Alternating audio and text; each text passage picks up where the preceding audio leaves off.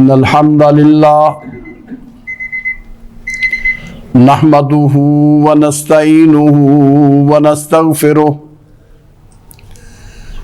ونعوذ بالله من شرور أنفسنا وسيئات أعمالنا من يهده الله فلا مضل له ومن يضلل فلا هادي له۔ اللہ رب العزت نے اپنے بندوں کے لیے دین اسلام کا انتخاب فرمایا ہے۔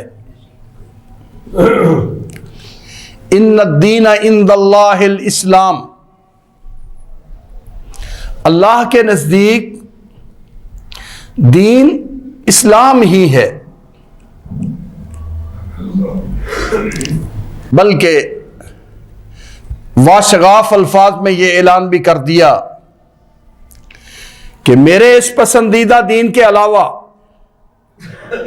جو میں نے تمہارے لیے منتخب کیا ہے اسلام، اس کے علاوہ کوئی بھی دوسرا دین لے کے آؤ گے تو ناقابل قبول ہے۔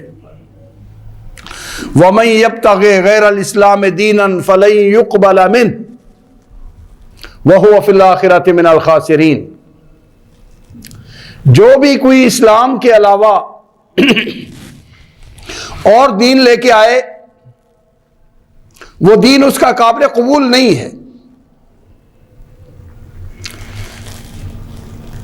حتیٰ کہ کچھ لوگوں نے اپنے اپنے طریقے، اپنے اپنے دین، ان کے دعوے دار ہو گئے۔ تو اللہ رب العزت نے محمد کریم صلی اللہ علیہ وسلم کو حکم دیا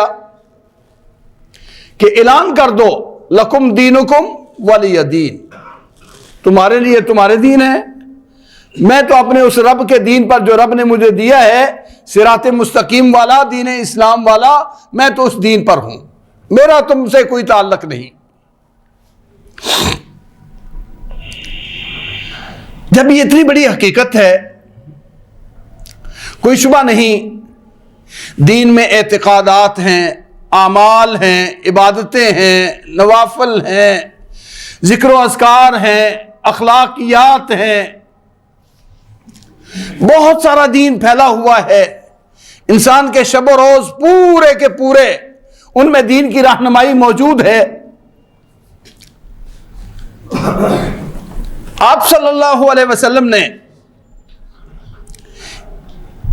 اس دین کی تعریف، اس دین کی پہچان ایسے واضح الفاظ سے کرائی ہے بھی بہت مختصر اور ہے بھی بہت بڑا۔ وہ کیا ہے؟ آپ نے فرمایا الدین النصیحۃ، الدین النصیحۃ، الدین النصیحۃ، 3 بار اعلان کیا کہ دین تو نصیحت، خیر خواہی کا نام ہے، دین تو خیر خواہی کا نام ہے، دین تو خیر خواہی کا نام ہے۔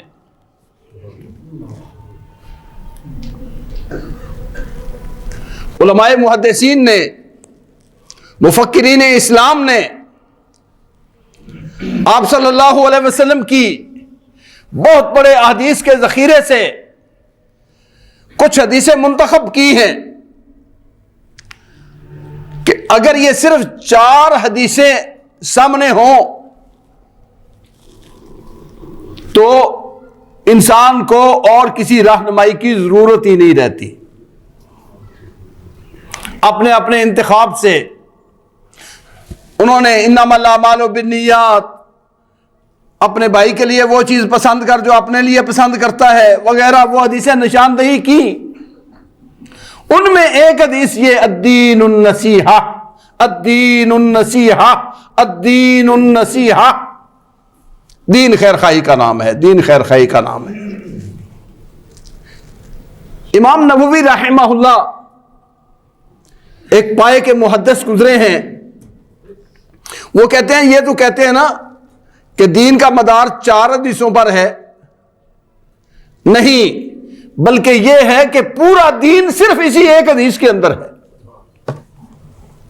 الدین النصیحہ، دین خیر خواہی کا نام ہے. صحابہ نے پوچھا عام طور پر جیسے نصیحت ایک آدمی دوسرے کو نصیحت کرتا ہے، نصیحت کا یہی مفہوم ہے. پوچھا قیل لمن یا رسول اللہ، اے حبیب کبریا صلی اللہ علیہ وسلم، جو آپ فرما رہے ہیں کہ دین خیر خواہی کا نام ہے، یہ خیر خواہی کس کے لیے ہے؟ کس کی خیر خواہی کرنی ہے؟ آپ صلی اللہ علیہ وسلم نے فرمایا للہ ولکتابہ ولرسولہ وائمۃ المسلمین وعامتہم، 5 گروپ گن دیے. یہ خیر خواہی اللہ کے لیے، اس کی کتاب کے لیے، قرآن مجید کے لیے، اس کے رسولوں کے لیے، اور وہ لوگ جن کے ہاتھ میں تمہاری باغ ڈور ہے، حکمران ہیں، بڑے ہیں، سربراہ ہیں، ان کے لیے، عام مسلمانوں کے لیے. آپ دیکھیں محدثین نے جو اسے کہا ہے کہ یہ پوری زندگی کا احاطہ کرنے والی اور پوری زندگی میں رہنمائی دینے والی حدیث ہے، تو آپ دیکھیں کہاں سے شروع ہو کے کہاں تک بات پہنچ گئی. اللہ رب العزت کی خیر خواہی کیا ہے؟ کہ اللہ رب العزت کو وحدہ لا شریک مانا جائے، اس کی عبادت میں کسی دوسرے کو حصہ نہ دیا جائے. نصیحت کا معنی خالص ہونا، خالص، پاکیزہ، ملاوٹ نہیں. کیونکہ نصیحت کا مخالف لفظ، نصیحت کا اپوزٹ لفظ غش ہے، دھوکہ دہی، ملاوٹ، 2 نمبری. اللہ رب العزت کے بارے میں، اللہ رب العزت کی توحید، اللہ رب العزت کی وحدانیت، اللہ رب العزت کی محبت، اللہ رب العزت کی عبادت اس طریقے سے ہو کہ اس میں کوئی ملاوٹ باقی نہ رہے. یہ ہے النصیحۃ للہ، عقیدے کی اصلاح، اپنی فکر کی اصلاح، اپنی سوچ کی اصلاح. ولکتابہ، اس کی کتاب کی نصیحت یہ ہے کہ اس قرآن مجید کو اپنے لیے کتاب ہدایت تسلیم کرے، رہنمائی کی کتاب لے، اس کو پڑھے، اس کے احکام معلوم کرے اور اس پر عمل پیرا ہو، اور اس کو جہان میں پھیلانے کے لیے اپنی پوری جتن لگا دے. یہ اللہ کی کتاب کے ساتھ خیر خواہی ہے. یہ نصیحت اللہ کی کتاب کے ساتھ اس کا یہ مطلب ہے. وَلِرَسُولِهِ، اور اللہ کے رسول کے ساتھ خیر خواہی کیا؟ رسول کے ساتھ ایمان، رسول کے ساتھ محبت، رسول کے ساتھ عقیدت، اور رسول کے ساتھ ایسی تعظیم و توقیر جو انتہا درجے کی. بعد الخدا بزرگ تو یہ قصہ مختصر، اللہ کے بعد اگر معزز ہے تو رسول ہے. اور پھر اس کے مشن کا ساتھی بن جائے، اس کے مشن کو دنیا میں پھیلانے کے لیے، پیغمبر کے پیغام کو عام کرنے کے لیے دست و بازو بن جائے، پیغمبر کا حواری بن جائے، پیغمبر کا ساتھی ایسا بن جائے کہ پیغمبر والے کام کرے، اطاعت کرے خود اور دوسروں تک اس کا پیغام پہنچائے. فرمایا اولاد سربراہ کسی ادارے کا ہو، کسی کمپنی کا ہو، کسی ملک کا ہو، کسی گروہ کا ہو، کسی جماعت کا ہو، جب اس کو اپنا سربراہ مان لیا، حتیٰ کہ کسی گھر کا سربراہ ہے جس کو گھر کے اندر سربراہ تسلیم کر لیا، پھر اس کی اطاعت، اس کی فرما برداری، اس کی اطاعت، اللہ کے حکم کے تابع رہ کر اس کی فرما برداری. فرمایا وَلِعَامَّتِهِمْ، اور عام مسلمانوں کی خیر خواہی. ہر کسی کے لیے خیر کا سوچو کہ اس کا بھلا ہو جائے، کسی کے بارے میں نقصان کا سوچنا، کسی کو داؤ لگانے کی سکیم بنانا، کسی کے بارے میں دو نمبری کرنے کا قطعاً دل سے خیال نکال دے، یہ ہے عام مسلمانوں کے لیے نصیحت۔ میرے بھائیوں، جس دین کی پہچان ہی یہ ہو کہ یہ مسلمان ہوتا ہی وہ ہے جو خیر خواہ ہوتا ہے، بدخواہ نہیں ہوتا، بدخواہ نہیں ہوتا، کسی سے حسد رکھنے والا نہیں ہوتا، بغض رکھنے والا نہیں ہوتا، کسی کا نقصان کرنا نہیں چاہتا، کسی کو ضرر نہیں پہنچانا چاہتا۔ یہ دین اللہ کے نبی صلی اللہ علیہ وسلم نے اس کا تعارف یہ کروایا ہے۔ اس آئینے میں اپنے آپ کو دیکھیے، اس تعریف کے آئینے میں دیکھیے کہ میں کس قدر مخلص ہوں، کس قدر خالص ہوں، کس قدر میرے اندر دین ہے۔ اللہ کے بارے میں دیکھے، رسول کے بارے میں دیکھے، کتاب کے بارے میں دیکھے، حکمرانوں کے بارے میں دیکھے، سربراہوں کے بارے میں دیکھے، اور عام مسلمان ان کے بارے میں دیکھے کہ ان کے بارے میں میرے جذبات کیسے ہیں۔ اگر اس کے دل میں خیر عام ہے، ہر کسی کو خیر پیش کرنے والا ہے، اسے مبارک ہو۔ مبارک ہے وہ شخص، دیندار ہے وہ آدمی، ایمان کی دولت والا ہے وہ آدمی، اللہ اور اس کے رسول کا پسندیدہ ہے وہ آدمی۔ پیارے حبیب صلی اللہ علیہ وسلم نے فرمایا، ان من الناس ناسا مفاتیح للخیر مغالیق للشر، وَإِنَّ مِنَ النَّاسِ نَاسًا مَفَاتِيحٌ لِلشَّرِّ وَمَغَالِيقٌ لِلْخَيْرِ فَطُوبَى لِمَنْ كَانَ مَفَاتِيحَ الْخَيْرِ فَطُوبَى لِمَنْ كَانَ مَفَاتِيحَ الْخَيْرِ عَلَى يَدَيْهِ وَوَيْلٌ لِمَنْ جُعِلَ مَفَاتِيحُ الشَّرِّ عَلَى يَدَيْهِ۔ فرمایا لوگوں میں کچھ ایسے لوگ ہوتے ہیں جو شر کو بند کرنے والے، خیر کا دروازہ کھولنے والے ہیں، مفتاح للخیر، ہر خیر و خوبی کا دروازہ کھولنے والے ہیں، اور ہر شر اور خرابی کو بند کرنے والے ہیں۔ اور کچھ ایسے ہیں جو ہر جگہ پر شر کی آگ بھڑکانے والے ہیں، اور خیر کے دروازے کو بند کرنے والے، نیکی کو ناپسند کرنے والے، اور شر کے دل دادا ہے۔ فرمایا توبہ توبہ، مبارک ہو اس آدمی کو، کتنا اچھا ہے وہ آدمی جس آدمی کو اللہ رب العزت نے خیر کا سبب بنایا، خیر کھولنے والا، خیر عام کرنے والا، عام خیر خواہی کرنے والا ہے، اور وہ کسی کا برا نہیں چاہتا، کسی کے بارے میں دل میں نفرت نہیں رکھتا۔ توبہ لمن، اس آدمی کے لیے بس مبارک جس کے ہاتھوں کو اللہ نے خیر والا بنایا ہے، جس کی زبان کو اللہ نے خیر والا بنایا ہے، جس کے کانوں کو اللہ نے خیر والا بنایا ہے، جس کی جیب کو اللہ نے خیر والا بنایا ہے، جس کے اعمال اللہ نے خیر والے ہیں، اس آدمی کے لیے مبارک ہو۔ اور بدترین وہ آدمی، ویل اس آدمی کے لیے، ہلاکت اور تباہی اس شخص کے لیے جو شر کو پھیلانے والا، شر کو ہوا دینے والا، شر کو پھونک دینے والا ہے، اور خیر کو بند کرنے والا اور خیر سے نفرت کرنے والا ہے۔ تباہی ہو اس آدمی کی، ہلاکت ہو اس آدمی کے لیے، ویل اس آدمی کے لیے جو آدمی شر کو ہوا دیتا ہے۔ مسلمان کی یہ وصف، یہ پہچان جو محمد کریم صلی اللہ علیہ وسلم نے کرائی۔ اسلام اگر خیر خواہی کا نام ہے تو مسلمان ہوتا ہی وہ ہے جو دوسروں کا خیر خواہ ہو۔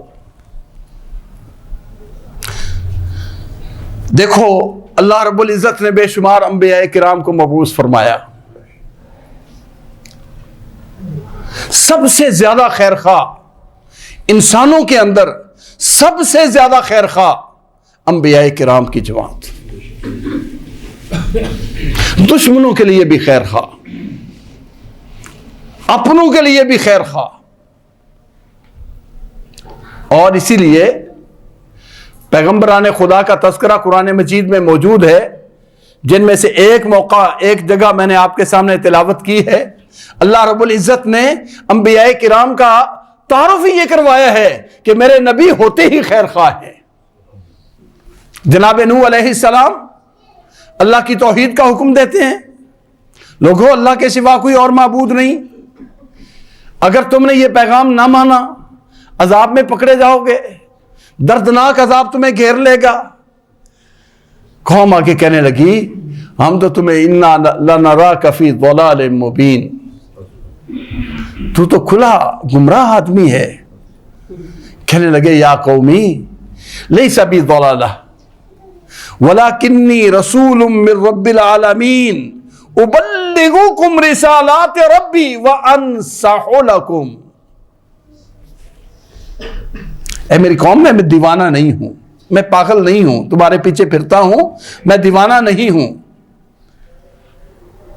مجھے کوئی گمراہی نہیں ہے، کوئی جنون نہیں ہے، میں بھٹکا ہوا نہیں ہوں، میں تمہارے رب کی طرف سے بھیجا ہوا ہوں، اور میں تمہیں تمہارے رب کے پیغام پہنچا رہا ہوں اور تمہاری خیر خواہی کر رہا ہوں۔ حضرت شعیب علیہ السلام، حضرت ہود علیہ السلام، حضرت لوط علیہ السلام، الغرض ان انبیاء کرام کا قصہ پڑھ لو، ان کے حالات قرآن مجید نے جو بیان کیے ہیں وہ پڑھ لو، سارے پیغمبر بیان کرتے ہیں میں تمہارے لیے خیر خواہ، میں تمہاری خیر خواہی چاہتا ہوں۔ اور سید الاولین والآخرین حضرت محمد کریم صلی اللہ علیہ وسلم لقد جاءکم رسول من انفسکم عزیز علیہ ما عنتم حریص علیکم بالمؤمنین رؤوف الرحیم۔ اللہ نے کمال شفقت دے کے، کمال محبت دے کے بھیجا کہ ان کے ہر لمحہ امت کی خیر خواہی میں گزرتا ہے۔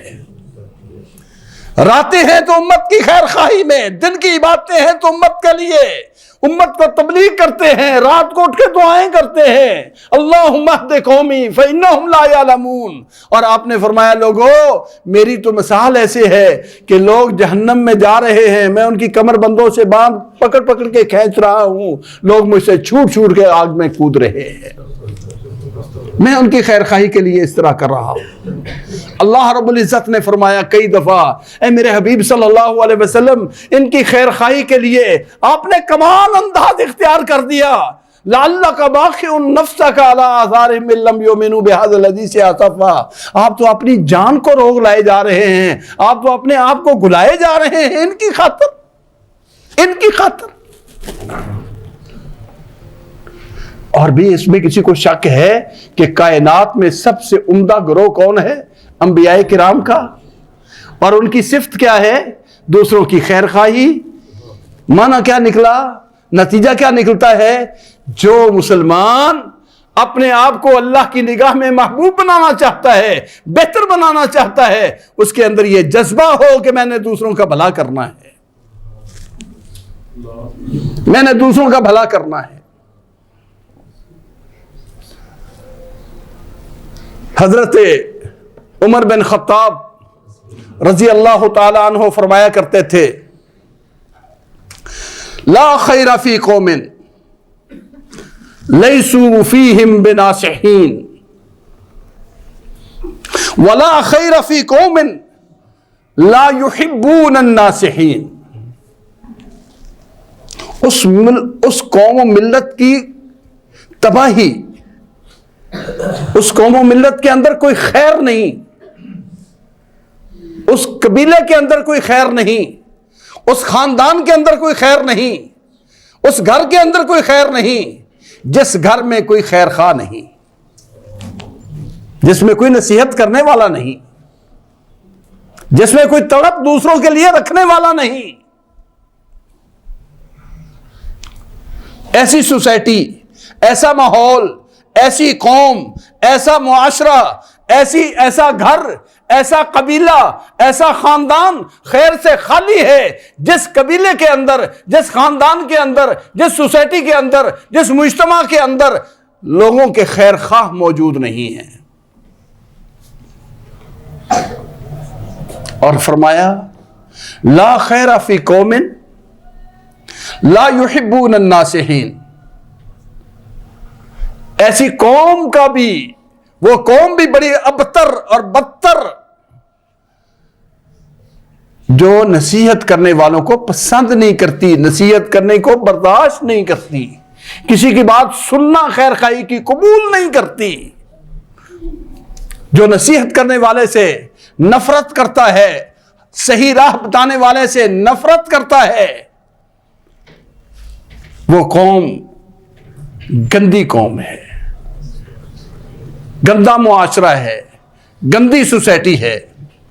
آج ہم اپنا محاسبہ کریں، اپنے آپ دیکھیں، ہم بڑے بھی ہیں، چھوٹے بھی ہیں، ہم کسی کے محتاط بھی ہیں، ہم کسی کے سربراہ بھی ہیں، ہمارا دوسروں سے واسطہ پڑتا بھی ہے،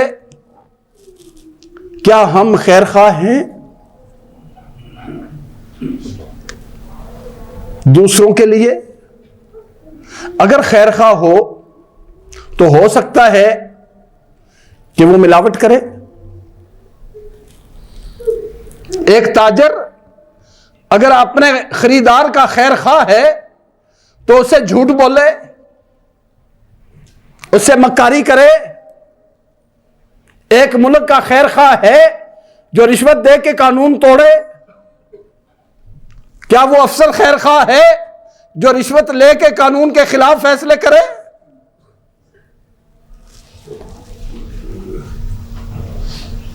الغرض ساری خرابی معاشرے کے ہر شعبے میں، ہر گروہ میں، ہر فریق اور ہر جماعت میں خرابی کی جڑ یہ ہے کہ ہمارے اندر سے خیر خواہی نکل گئی۔ خود غرضی، اپنا مفاد، اپنا لالچ وہ اس طرح کندھوں پر سوار ہوا ہے کہ نہ کوئی بھائی کسی بھائی کے لیے، سگا بھائی بھائی کے لیے خیر خواہ نہیں۔ وہ چاہتا ہے میں یہ ہڑپ کر لوں، میں یہ چھین لوں، میرے پاس یہ آ جائے۔ ہر کوئی اپنے اپنے مفاد میں مرا جا رہا ہے۔ اور میرے بھائیوں، یہ دنیا ہمیشہ رہنے کی جگہ نہیں، اور جتنا چاہیں اکٹھا کرنے کی اکٹھا تم نہیں کر سکتے۔ وہی کچھ ملے گا جو مالک الملک نے تمہارے لیے لکھا ہے۔ یہ تو ایک امتحان ہے کہ تمہارا لالچ کیسا، تمہاری ہرس کیسی، کیا تم دوسروں کے لیے خیر خواہ ہو یا دوسروں کو کاٹنے والے ہو۔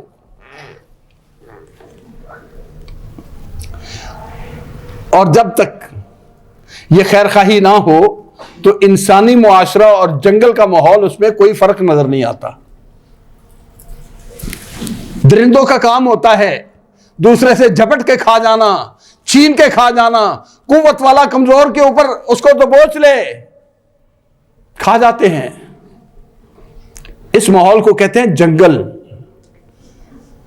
اگر انسان بھی وہی کام کریں، ہر قوت والا ہر کمزور کے اوپر اپنا پنجہ گاڑے اور اس کو نوچ کھائے اور اس کو یہ سمجھے کہ میرا حق ہے، میں جو چاہوں کر لوں، تو یہ جنگل ہے، یہ انسانوں کی دنیا نہیں۔ انسانوں کی دنیا میں تو یہ ہے میرے بھائی، دوسروں کے لیے بھی کچھ سوچو۔ آج کل تو سکول کی کتابیں بھی بڑی عجیب آ گئیں، المیہ ہے کہ ہم دیکھتے بھی نہیں ہیں کہ ہمارے بچے آج کل پڑھ کیا رہے ہیں۔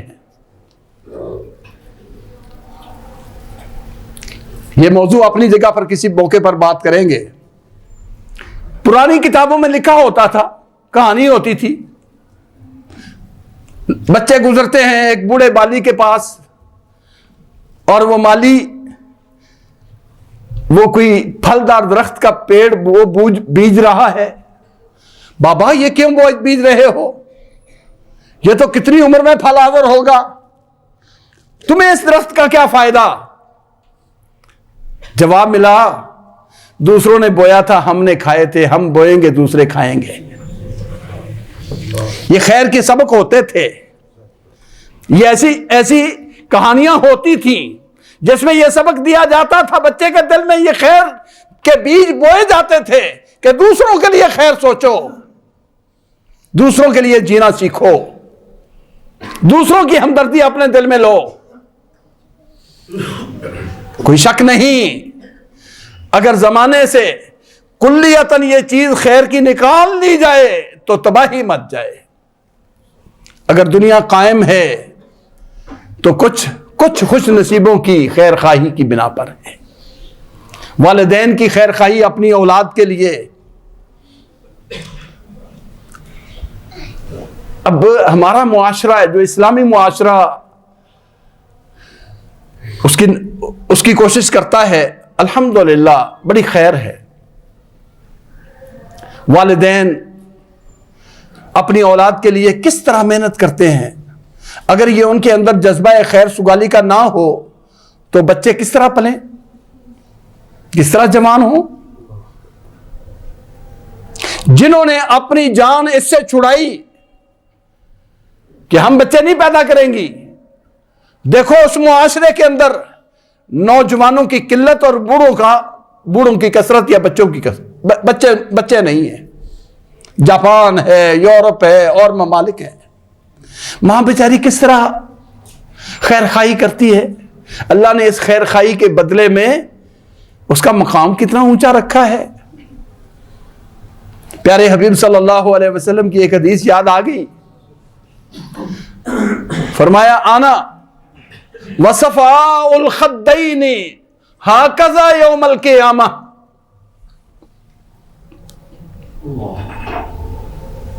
میں اور وہ عورت، وہ خاتون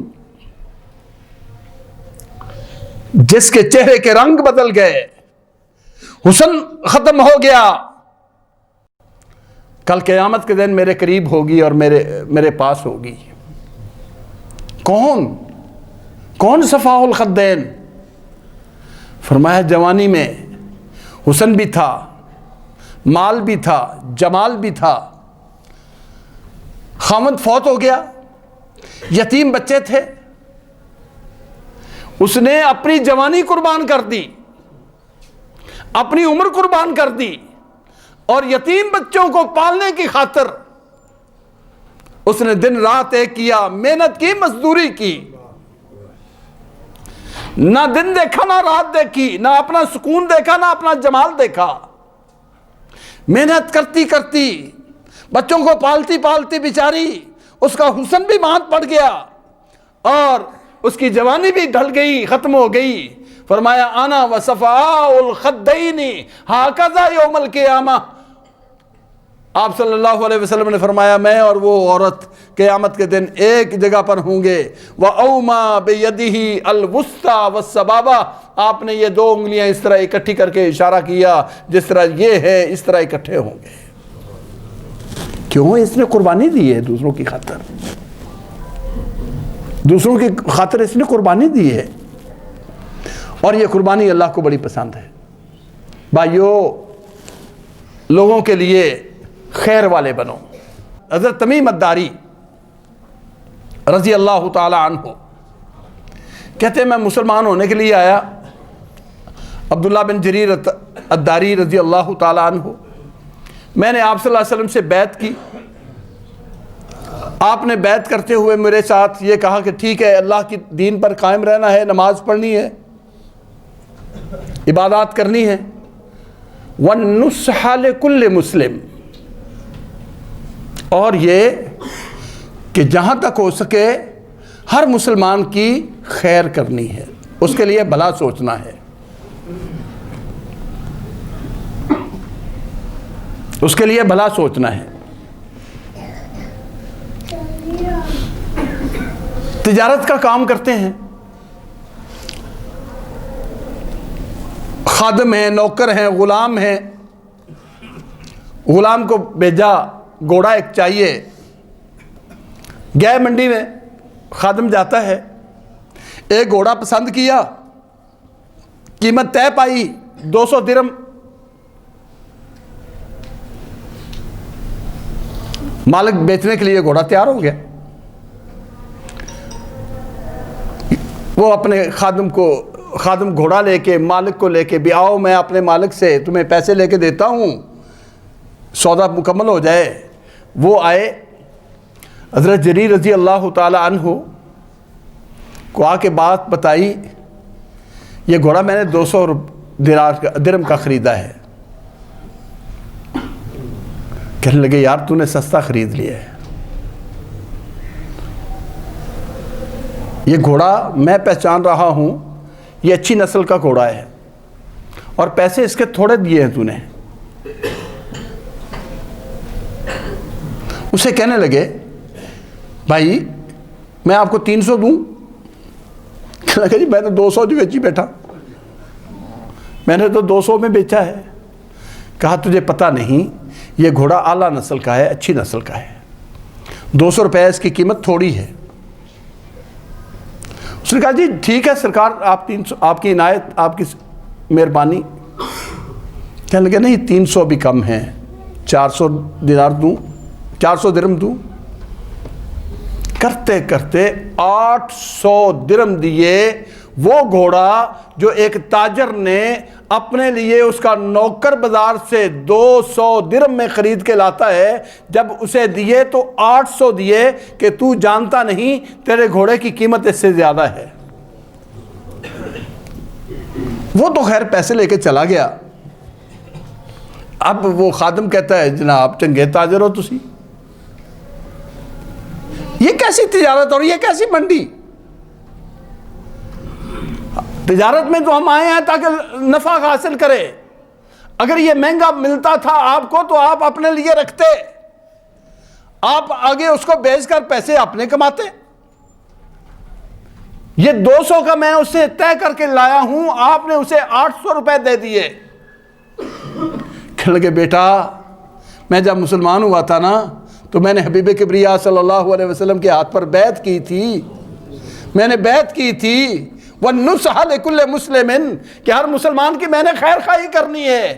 یہ اس کی خیر خواہی نہیں تھی کہ ہم داؤ لگا کے اس کے مال کو سستا خرید لیں. اس کی خیر خواہی نہیں تھی. اور میں نے محمد صلی اللہ علیہ وسلم سے عہد کیا ہے.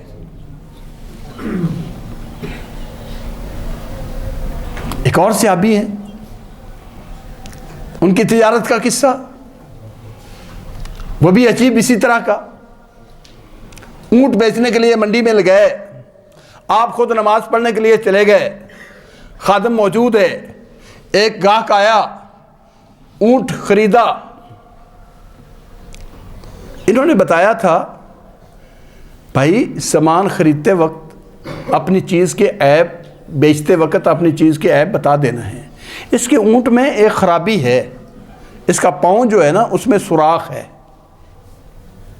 اور اگر میرے بعد کوئی لینے آئے تو چیز کے نقائص بتا کے بیچنی ہے, اسے بتا دینا ہے کہ اس کے اندر نقص یہ ہے.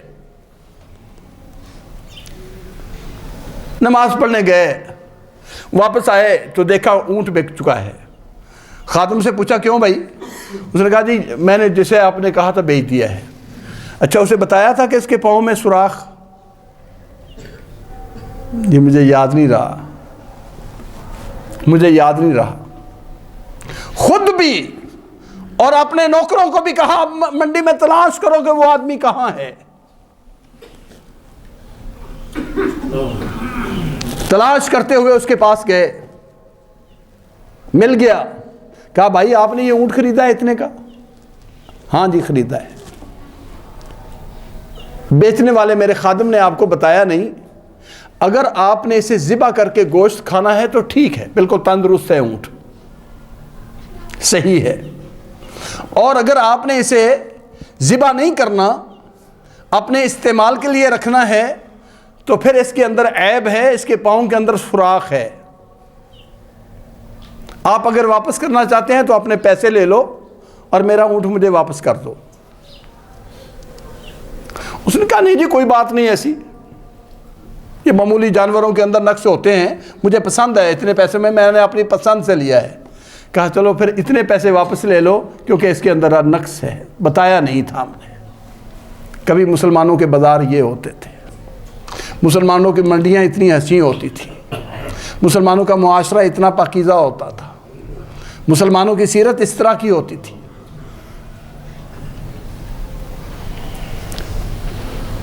کتنے ممالک ایسے ہیں جو آج اسلامی ممالک ہیں اور وہاں کوئی لشکر کشی نہیں ہوئی, کوئی فوج نہیں گئی, کوئی لڑائی نہیں ہوئی, وہاں کسی طرح کا کوئی کام نہیں ہوا، صرف مسلمان تاجر گئے، ان کے سلوک دیکھ کے، ان کی سیرت دیکھ کے، ان کے کردار اور رویہ دیکھ کے پورے ملک مسلمان ہو گئے۔ آج ہے کہ مسلمانوں کی بنی ہوئی کوئی چیز ہو تو کوئی خریدنے کے لیے تیار نہیں ہوتا۔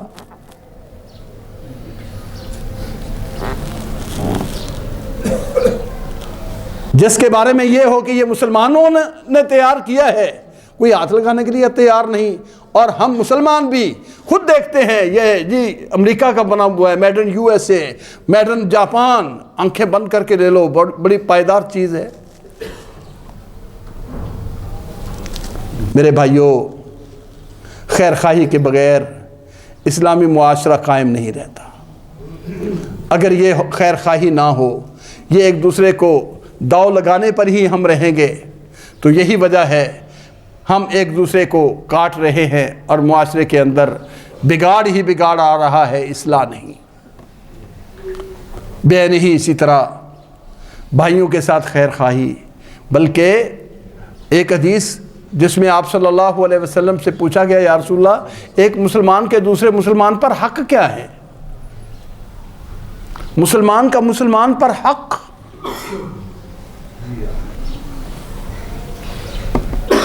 آپ نے فرمایا مسلمان کے مسلمان پر 6 حق ہیں، ان میں ایک یہ وَإِذَا اسْتَنْصَحَكَ فَانْصَحْهُ، اگر کوئی بھائی آپ سے نصیحت طلب کرے، آپ سے مشورہ طلب کرے، آپ سے کسی بارے میں کچھ پوچھے، تو بخل نہ کرنا، صحیح بات بتانا، جتنا ہو سکے اس کے ساتھ اس کی نصیحت والا معاملہ کرنا، خیر والا معاملہ کرنا۔ آج کل ہمیں اگر پتہ چلے کہ یہ ساتھی کو اچھا کام کر رہا ہے، ہم اس کے محاسن بیان کرنے کی بجائے، اس کے فائدے بتانے کی بجائے اس کو اتنا خوف زدہ کر دیں گے، یار یہ تو کام ہی بڑا گندا ہے، اچھا تو تم کیوں کر رہے ہو؟ خود وہی کام کر رہا ہے، وہی دکان ہے، وہی کاروبار ہے، دوسرا آدمی وہی کاروبار کرنے کے لیے کہتا ہے اسے، او جی یہ کام نہ کرنا، اس میں تو بڑا نقصان، اور بسا اوقات وہ کام خود کرنے والا ہوتا ہے۔ صرف دل میں یہ حسد کہ اس بازار میں کوئی اور کیوں آ جائے۔ اگر کوئی بھائی کسی سے مشورہ پوچھتا ہے، جان بوجھ کر اس کو ایسی الٹی راہ پہ چلایا جاتا ہے کہ اس کے نفع کی بجائے اس کا نقصان ہو۔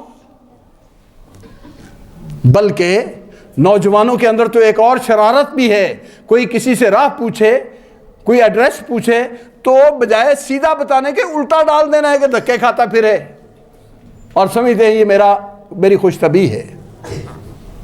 میرے بھائیوں، بڑے دور چلے گئے۔ یہ چھوٹی چھوٹی چیزیں، یہ دین ہے، یہ اسلام ہے، اور آپ جس کی خیر خواہی کریں بڑے تحمل سے، اگر آپ سے کوئی ویسے ہی آپ دیکھ رہے ہیں، بھلے طریقے سے اس کی خیر خواہی کرنی آپ پر واجب ہے۔ اسلام مسلمان ہونے کے ناطے کسی کا کوئی عیب، کسی کا کوئی نقصان ہو رہا ہے، اس کو بچانا، اس کو تحفظ دینا، اس کو اس سے بچانا، پوری کوشش کرنا آپ کی اسلام مسلمان ہونے کے ناطے آپ پر واجب ہے۔ اور بالخصوص جب کسی نے آپ سے پوچھ ہی لیا، مشورہ ہی لے لیا، المستشار مؤتمن، اگر وہ امین نہیں تو کیسے مشورے والا؟ فرمایا جیسے کوئی مشورہ طلب کرتا ہے وہ امانت دار سمجھا جاتا ہے، دین میں وہ امانت دار ہے، اور امانت کا حق یہ ہے کہ اس کے اندر خیانت نہ کرے، جو بات ہے بھلے طریقے سے، اچھے طریقے سے، مؤثر طریقے سے اس کو بات کہے۔ یہ خیر خواہی کا جذبہ، یہ دین ہے میرے بھائیوں۔ اپنی سوچ دوسروں کے لیے اچھی رکھو، اور اس کے لیے مناسب طریقہ، بہتر طریقہ، بہتر انداز اپنانے کی کوشش کرو، جس سے آپ کی اس نصیحت کا دوسرا اثر قبول کرے۔ وَقُلْ لَهُم مِّنْ أَنفُسِهِمْ قَوْلًا بَلِيغًا قُلْ لَهُم فِي أَنفُسِهِمْ قَوْلًا بَلِيغًا، اے محمد کریم صلی اللہ علیہ وسلم اپنی طرف سے ان کو ایسی بات کرے جو ان کے دلوں تک رکھ جائے، ان کے دلوں تک اثر کر جائے۔ اسی طرح ہی نصیحت ہے۔ اللہ رب العزت ہمارے اندر یہ خیر سگالی کا اور دوسروں کے بارے میں خیر کرنے کا، معاشرے کے اندر یہ پھیلانے کی ہمیں اللہ توفیق عطا فرمائے، ایک دوسرے کے خیر خواہ بنے، یہ ہوس اور یہ خود غرضی اللہ اس ذلت سے ہمیں بچائے، اور اللہ رب العزت ہمیں اسلام کے وہ محاسن، اسلام کی وہ خوبیاں جو اسلام کا امتیازی نشان ہیں، اللہ ہمیں وہ اپنانے کی توفیق عطا فرمائے۔ وآخر دعوانا الحمدللہ رب العالمین۔